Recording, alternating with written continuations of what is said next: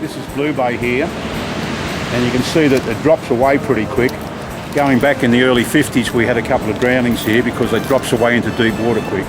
Out the back you can see the bomboras today. The bomboras are rolling off up there. There's various wrecks out behind those. The Kiama, for instance, is sunk out there. But generally it's a nice safe beach and it's a nice spot for family and kiddies. Where the Blue Bay Caravan Park is, we had what we call jungles. And to us growing up, that was the eastern jungle where that caravan park is. And it still has, there's a creek that runs through it. And so it was all natural and vines, and it was just a whole new world. It was a true tropical little paradise of an area to play in. This area is sitting on quite a large volume of underground water. And if you go onto Blue Bay, is it Blue Bay Beach? Yeah. You go out there and there's actually like a stormwater drain with water coming out, and that's actually flow out of this underground aquifer. And apparently that tied in with history on the corner of Yamba Street off Bay Road. There used to be an iceworks there that they used to freeze and make the blocks of ice that people would buy to put in the bottoms of their refrigerators. We used to tap the drinking water from the iceworks in Bay Road. It was still operational when I was a kid, because New Year's Eve was always at Mum and Dad's, and we'd have to go and get the block of ice in a Hessian bag from up there for 20 cents or something. It was a fairly big drama in those days, just getting the drinking water. They call it Blue Bay Aqua. The people that swim across from Toowoon Bay to Blue Bay, you run into this current, and it's very cold water, and they called it the Blue Bay Aqua that comes out of there.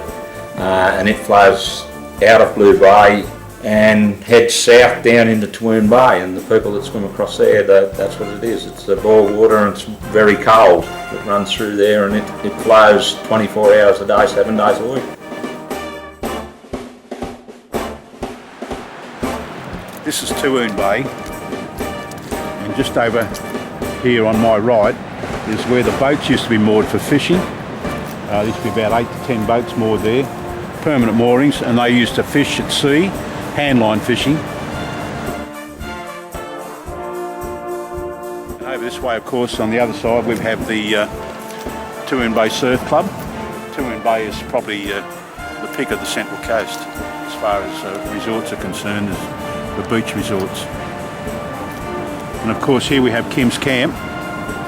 Kim started off as a camp, and it's now one of the most luxurious holiday destinations you can get in New South Wales.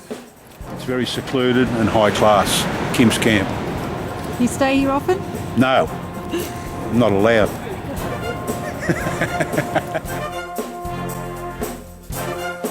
My grandfather was the caretaker and special ranger, Constable, at the entrance. He was there for more than 33 years, and he retired when he was 83 in 1947.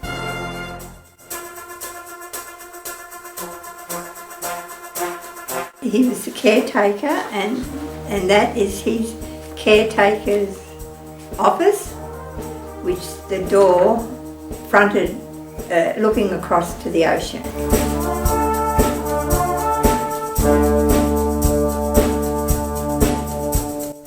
And my uncle, George Schubert, he used to have the licence to do the shell grit at Toowoon Bay, and he was the only one in New South Wales with a licence to do it.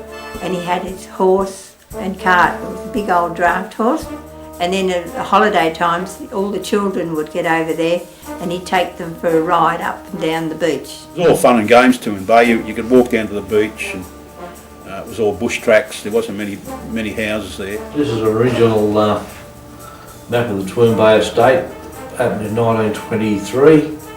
These original maps were collected by my mother, who was a great historian, so many years ago.